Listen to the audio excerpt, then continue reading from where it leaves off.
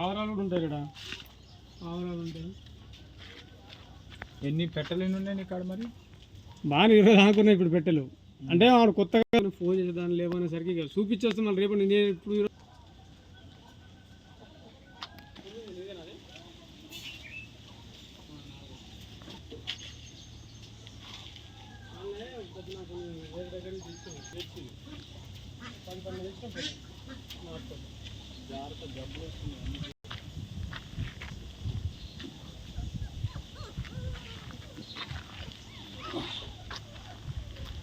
పెంచుకుంటే మరి కడుతుందా?